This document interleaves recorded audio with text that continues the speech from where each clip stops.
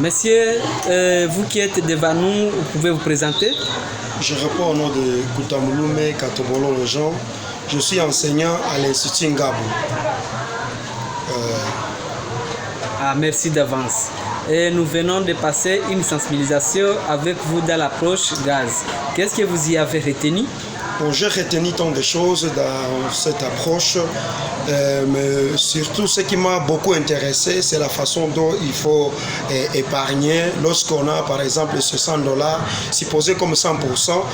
J'ai retenu que pour les besoins quotidiens, on doit au moins utiliser ou gaspiller 40%. Pour l'épargne, on doit aussi épargner 20%. Pour la maladie, 10%, cas social, 10%. Et pour les imprévus 10%.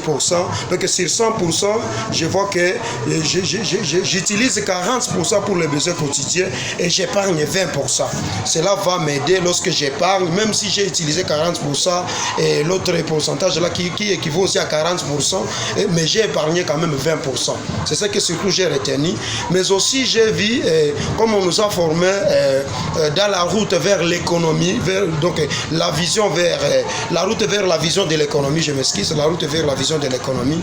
Donc il faut à ce que j'aille une activité qui me donne un revenu qui va faire à ce que je puisse réaliser ce que je projette dans les futurs. Parce que si aujourd'hui j'ai un revenu, c'est avec ces revenus-là que je vais faire l'épargne, et cette épargne-là va me donner les moyens ou la possibilité d'atteindre mon objectif dans les jours à venir. Merci beaucoup. Et qu'est-ce que vous ne saviez pas que vous avez bénéficié aujourd'hui? Vraiment, ce que je ne savais pas, ce que je viens de bénéficier aujourd'hui, c'est que c'était sur le troisième point, là où on nous a parlé de leadership et aussi d'autonomisation. Je ne savais pas qu'on peut aussi dominer son lieu de travail. Je ne savais pas aussi que, par exemple, on perd aussi, il y a beaucoup de temps qu'on perd, il y a beaucoup d'argent qu'on gaspille sans pour autant savoir.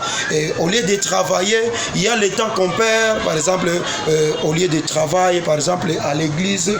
Mais il faut connaître comment maximiser ces recettes, comment maximiser aussi le temps et comment utiliser ce temps pour qu'on puisse atteindre l'objectif.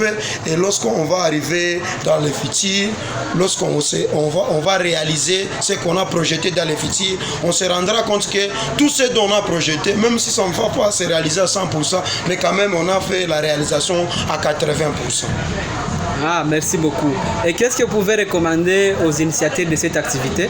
Vraiment, ce que je peux recommander aux initiateurs de cette activité, de sensibiliser au moins toute personne, tout le monde, que ce soit un marié ou célibataire. Vraiment, c'est une très bonne chose si on peut sensibiliser tout le monde, qui puisse donner ce courage-là de sensibiliser tout le monde, et de passer même dans des écoles, dans des églises, parce qu'aujourd'hui, vous allez vous rendre compte qu'il y a des églises, bien sûr, ils sont spirituels, ils ont la connaissance spirituelle, mais pour le fait là d'économie, d'épargne, ils sont excusez le terme, ils sont ignorants.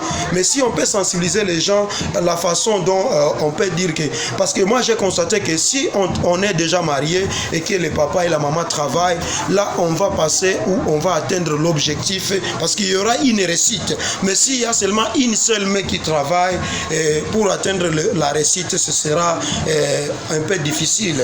On va se heurter à des défis qui vont faire à ce qu'on ne puisse pas réaliser ses objectifs.